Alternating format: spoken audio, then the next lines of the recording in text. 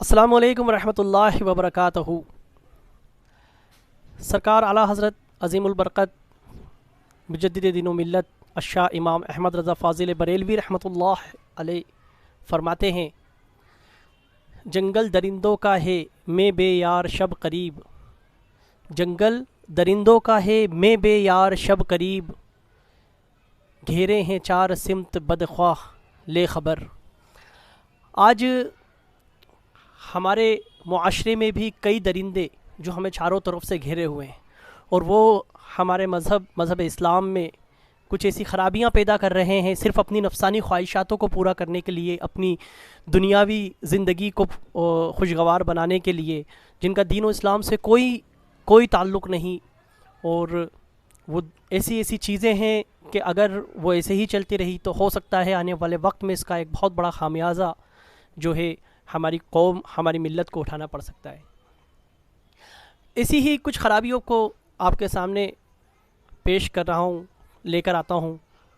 میرا صرف ایک ہی مقصد ہے کہ ان برائیوں کو جلد سے جلد ختم کیا جائے، ان پر روک لگے، ہمارے معاشرے کے لوگوں کو اس بات کی سمجھ آئے کہ جو یہ کام ہم کر رہے ہیں یہ اللہ اور اس کے رسول کو راضی کرنے والا نہیں، اور نہ ہی اہل بیت اطہار کو خوش کرنے والا ہے، اور نہ ہی یہ ان کی نقل ہے، بلکہ جو انسان جس سے محبت کرتا ہے وہ اس کی ادا کو اختیار کرتا ہے، نہ کہ اس کے دشمن کی ادا کو اختیار کرتا ہے۔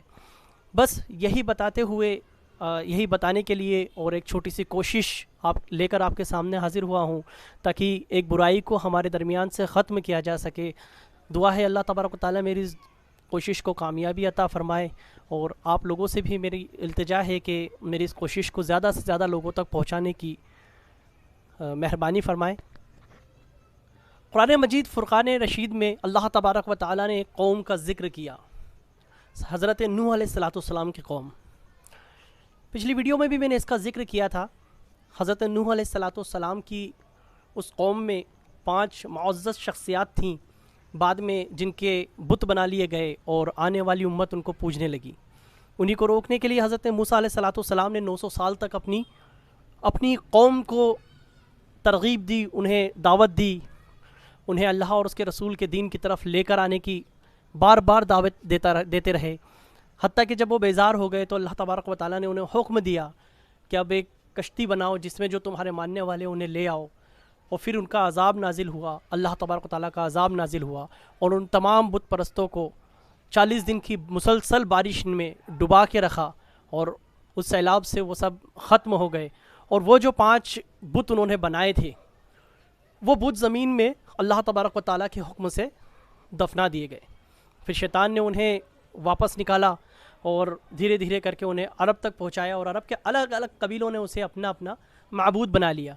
جیسا کہ آج ہمارے درمیان میں موجود ایک قوم ہے جن کے اپنے خاندان کے ایک کل دیوی اور کل دیوتا ہے، خیر میں ان کا نام نہیں لینا چاہوں گا ورنہ کہ یہ اختلافی مسئلہ ہو جائے گا۔ تو ویسے ہی کچھ آج ہمارے درمیان میں بھی کچھ چیزیں ایسی پیش آ رہی ہیں جن کو دیکھ کر حضرت موسیٰ علیہ السلام کی اس قوم کی یاد آتی ہے جنہوں نے اپنے بت بنا لیے تھے ان معزز شخصیات کو۔ تو انہوں نے یہ کام کیسے شروع کیا؟ یہ کام انہوں نے تعظیم سے، یہ کام انہوں نے محبت سے شروع کیا تھا، اور ان کے درمیان میں ہی کچھ ایسے لوگ تھے جو ان کو اس چیز پہ راغب کرتے، رائغہ کرتے تھے۔ آج اسی کی طرف آپ لوگوں کی توجہ دلانے کے لیے حاضر ہوا ہوں۔ اللہ تبارک و تعالیٰ سے دعا ہے کہ اللہ تعالیٰ ہم سب کو صحیح سمجھ عطا فرمائے۔ سورہ نوح کی آیت کا میں نے ذکر کیا، وہیں پر بنی اسرائیل کا ذکر قرآن مجید میں موجود ہے۔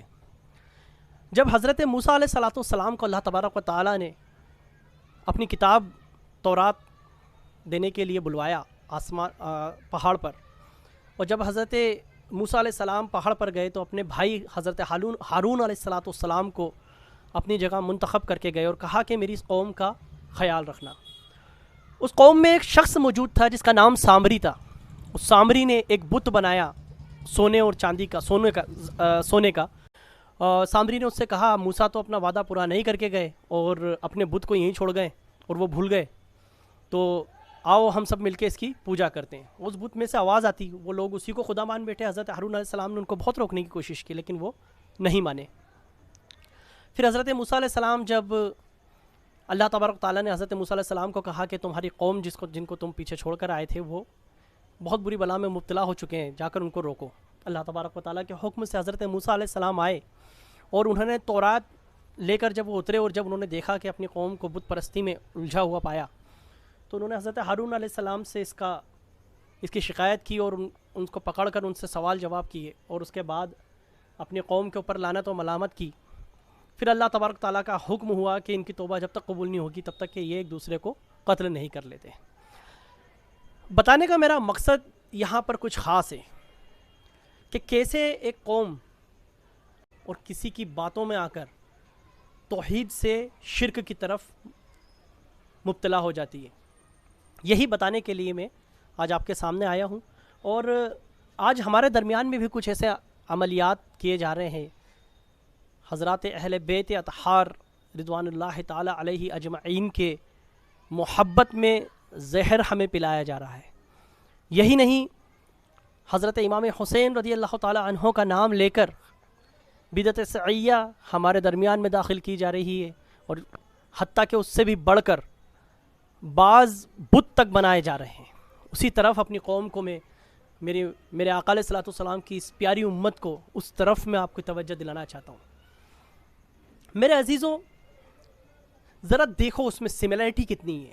موسیٰ علیہ الصلوۃ والسلام کی وہ جو قوم جو اس بت کو خدا مان بیٹھی، جبکہ حضرت موسیٰ علیہ السلام نے بار بار ان کو ترغیب کی تھی کہ لا الہ الا اللہ، بار بار اس بات کی ترغیب کی تھی کہ لا الہ الا اللہ، لیکن وہ قوم پھر بھی اس سے بھٹک گئی۔ یہی ترغیب حضرت نوح علیہ السلام نے اپنی قوم سے کی، لیکن اس کے بعد بھی وہ قوم بھٹک گئی اور اپنی امت کے ان معزز حضرات کو بت بنا کر پوجنے لگی۔ تو دیکھیں کیسے یہ چیز مطلب ایک قوم کے اندر آتی ہے، بت پرستی کیسے کسی قوم میں آتی ہے۔ سورہ الانعام میں اللہ تبارک و تعالیٰ ارشاد فرماتا ہے کہ چھوڑ دو ان لوگوں کو، جس کا مفہوم میں بیان کر رہا ہوں کہ سورہ الانعام آپ اٹھائیں گے تو سورہ الانعام کی آیت نمبر 70 ہے۔ اللہ تبارک و تعالیٰ ارشاد فرماتا ہے کہ ان لوگوں کو چھوڑ دو جنہوں نے اپنے دین کو کھیل تماشا بنا رکھا ہے اور دنیا کی چکا چوند نے ان کو گھیر رکھا ہے۔ یہی بات سورہ الاعراف کی آیت نمبر 51 میں بھی اللہ تبارک تعالیٰ ایک اور مرتبہ ارشاد فرماتا ہے۔ ہم ان کی تفسیرات میں جب جاتے ہیں تو اللہ کے نبی صلی اللہ تعالیٰ علیہ وسلم کو اللہ تبارک و تعالیٰ نے ایسا حکم دیا کہ ان لوگوں کو چھوڑ دو جو دنیا میں آرائش میں پڑے ہوئے ہیں، ان کا ٹوٹل بائیکاٹ کر دو، جو دنیا میں ملوث ہو کر اللہ کے علاوہ کسی اور کو پوجنے لگ گئے، انہوں نے اللہ کے سوا کسی اور کو، یہ سب آیت مشرکین کے رد میں جو آیتیں نازل ہوئی وہی میں آپ کو بتا رہا ہوں۔ اور یہاں پر بتانے کا مقصد بھی صرف اسی لیے ہے کہ آج ہمارے درمیان میں بھی کچھ ایسے عملیات دیکھنے میں آ رہے ہیں کہ ان ڈر ہے کہ آگے جا کر وہ کچھ خطرہ نہ پیدا کر دے، انسان کے دلوں سے اللہ تبارک تعالیٰ کی وحدانیت کو نہ نکال دے۔ اور یہی نہیں بلکہ وہ ایسے لوگ ہیں جو لوگوں کے دل سے نہ صرف وحدانیت نکال رہے ہیں بلکہ وہ لوگوں کے دل میں عشق اہل بیت کی جگہ بغض صحابہ تک بھر رہے ہیں انہی کام کے ذریعے۔ تو میرے دوستوں، وہ کام کیا ہے؟ محرم الحرام کی 10 تاریخ بہت عظیم تاریخ ہے تاریخ اسلام میں۔ حضرت آدم علیہ السلام کی دعا بھی اسی تاریخ میں قبول ہوئی، حضرت نوح علیہ السلام کی کشتی کو کنارہ بھی اسی تاریخ میں لگا، حضرت یونس علیہ السلام کو مچھلی کے پیٹ سے باہر بھی اسی تاریخ کو نکالا گیا، اور کربلا کے ان مسافرین کو اسی دن شہید کیا گیا۔ اب یہ انسان کے اوپر ہوتا ہے کہ وہ اس دن کو کس طریقے سے اور کس وجہ سے مان رہا ہے یا کس وجہ سے اس چیز میں عملیات میں لے کر آ رہا ہے۔ اب ہمارے درمیان میں کچھ جوہلا لوگ ہیں جو نام تو امام حسین رضی اللہ تعالیٰ عنہ کا لے رہے ہیں لیکن وہ کام امام حسین رضی اللہ تعالیٰ عنہ کا نہیں کر رہے ہیں۔ آپ تاریخ کربلا اٹھا کر دیکھیں، جب امام حسین علی مقام رضی اللہ تعالیٰ عنہ کا سر نیزے پر رکھ کر دمشق پہنچا، تو جب وہ دمشق پہنچا تو کچھ روایتوں میں آتا ہے کہ یزید نے حکم دیا کہ پورے شہر کو سجایا جائے، تو وہ پورا شہر سجایا گیا، لوگ ڈھول تاشے لے کے خوشیاں منانے لگے، خوب ڈھولک بجایا، اور ایک مجمع لگا ہوا تھا جہاں پر اہل بیت اطہار کی خواتینوں کو بے پردہ پنجرے میں رکھا گیا اور امام حسین علی مقام کا سر ان کے پاس رکھا گیا تاکہ بھیڑ وہاں پر اکٹھی ہو اور ان کو دیکھے۔ حضرت سہل رضی اللہ تعالیٰ عنہ ایک صحابی رسول تھے، اس وقت دمشق میں کچھ خریداری کے لیے گئے ہوئے تھے. جب انہوں نے یہ مجمع دیکھا تو وہ بھی وہاں گئے کہ دیکھیں یہاں پر کیا ہو رہا ہے. جب انہوں نے اہل بیت اطہار کی ان صاحبزادیوں کو بے پردہ دیکھا تو اب زار و قطار رونے لگے، ان کے حالات دیکھ کر خوب روئے. اہل بیت اطہار کی ان صاحب شہزادیوں نے کہا کہ اے شخص تم کون ہو جو ہمارے حالات کو دیکھ کے روتے ہو؟ تو حضرت سہل فرماتے ہیں کہ میں تمہارے نانا جان کا صحابی ہوں، مجھے بتاؤ میں آپ کے لیے کیا کر سکتا ہوں، میری طاقت کے برابر ایسی چیز بتائیے جو میں آپ کے لیے کر دوں. تو انہوں نے کہا کہ ہو سکے تو امام حسین علی مقام کے سر کو جو نیزے پہ رکھ رکھا ہے اسے آگے کی طرف بھجوا دو تاکہ لوگ ہم سے دور ہو جائیں، ہمیں بے پردہ نہ دیکھیں. میرے عزیزوں ذرا دیکھو اس مشکل حالات کو ذرا تصور کرو. اہل بیت اطہار کی ان صاحبزادیوں کو جیلوں میں بھر رکھا تھا، ان پر کئی طرح کی مصیبتیں ٹوٹ پڑی تھی. کسی کے بابا جان شہید ہوئے تھے، کسی کے شوہر شہید ہوئے تھے، کسی کا بھائی شہید ہوا تھا، کسی کا بیٹا شہید ہوا تھا. ایسے حالات میں بھی وہ اسلام کے دامن کو کتنی مضبوطی سے تھامے ہوئے تھے، اور انہوں نے پردے کو اتنی اہمیت دی کہ وہ لوگوں کے اس جھنڈ سے دور ہونا چاہتی تھی. اور ذرا دیکھو کہ اس عمل کو، جو عمل آج ہم کر رہے ہیں، وہ عمل امام حسین علی مقام کے ماننے والوں نے کیا تھا یا یزید کے ماننے والوں نے کیا تھا.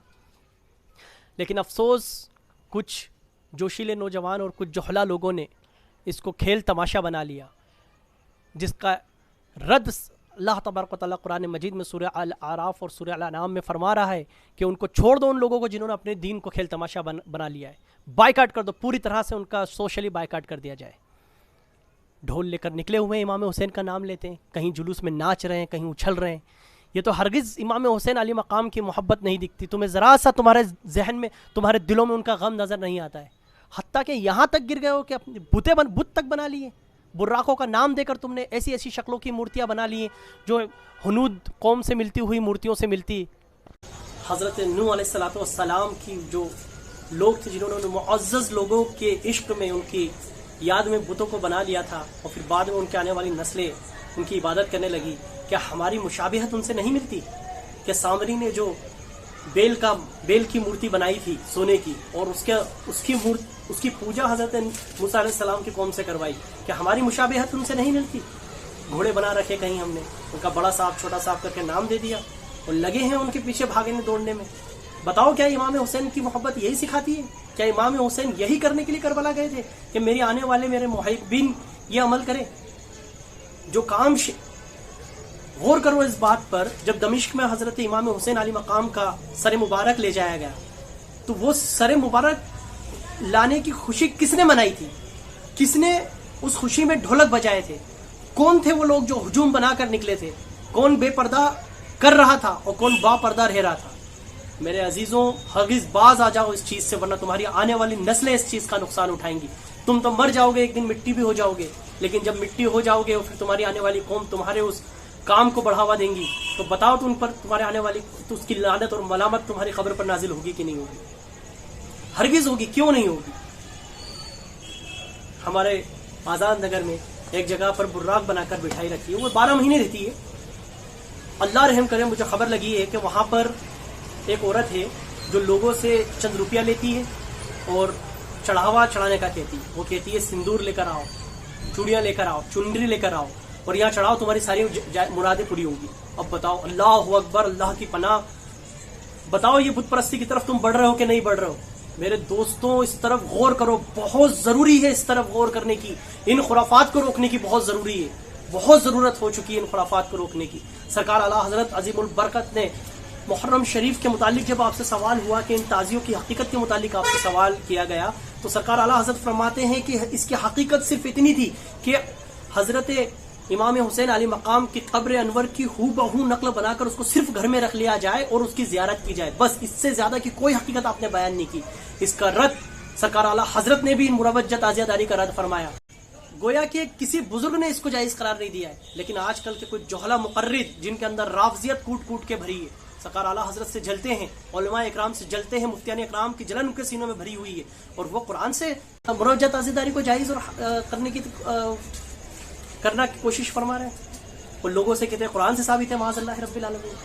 بتاؤ قرآن مجید تو اسی بت پرستیوں کا صاف انکار کرتا ہے، اور وہ ایسے خیل تماشوں کا انکار کرتا ہے. کیا ہرگز ان لوگوں کو اپنے آپ میں شامل مت کرو، ان سے دور رہو. سورہ الانعام اور سورہ الاعراف اس کا صاف ادھارن کہ اس میں سرکار اللہ تبارک تعالیٰ نے سرکار علیہ الصلوۃ والسلام کو کہہ دیا کہ ایسے لوگوں کا سوشلی بائیکاٹ کر دیا جائے.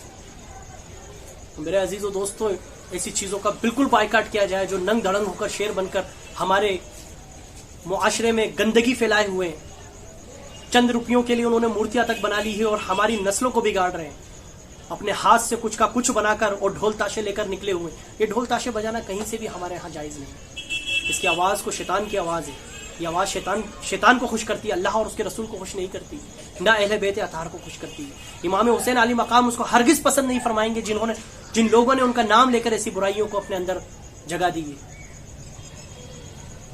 تو تھوڑا سا دل کا درد تھا دوستو آپ کے سامنے پیش کیا ہے. اس ادا کرنے میں پیش کرنے میں کسی طرح کی کوئی خطا اور کسی طرح کی لفظ خطائی کسی طرح کا بے شکر درگزر فرما کے معاف عطا فرما. دعا ہے اللہ تبارک تعالیٰ معاف فرمائے اور مجھے آپ کو ہم سب کو صراط مستقیم پر چلنے کی توفیق عطا فرمائے. بزرگوں کے اس راستے پر صحیح راستے پر چلنے کی توفیق عطا فرمائے جس میں اللہ تبارک و تعالیٰ کے ان بزرگوں نے ہمیں صحیح راستہ دکھایا.